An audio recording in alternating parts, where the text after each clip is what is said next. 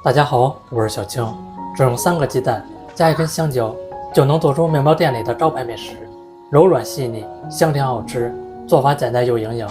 首先準備1根香蕉，扒去外皮，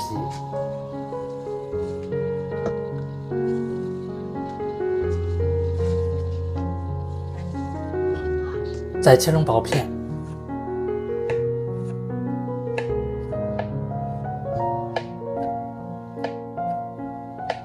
大碗裡加入3顆雞蛋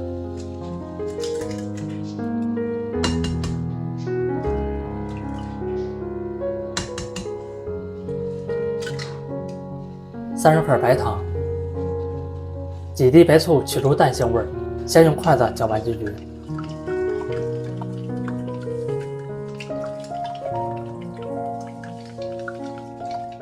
再用打蛋器來打發。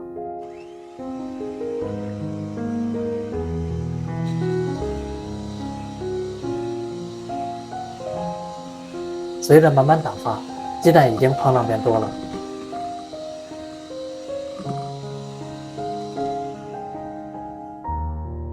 一直打到奶白色就可以了。再過篩50克低筋麵粉，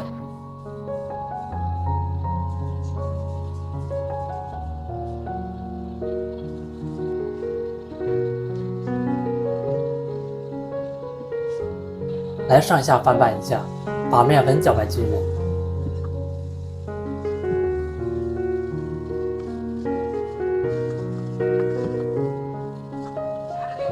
再加入20克玉米油，這樣做出來柔軟細膩。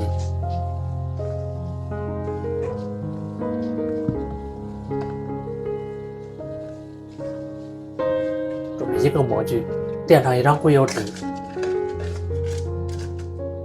側面噴一層食用油網站。先放2勺食材，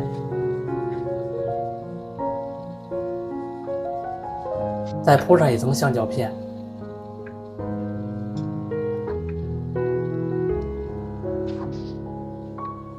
再倒入2勺食材，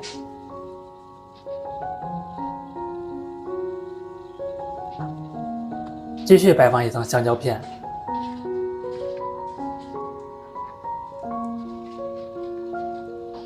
最後再把食材全部倒入進去，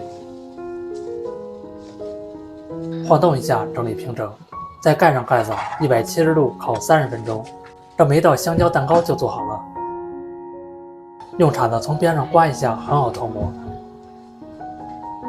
來看一下，非常鬆軟。再切成薄片，吃起來更方便。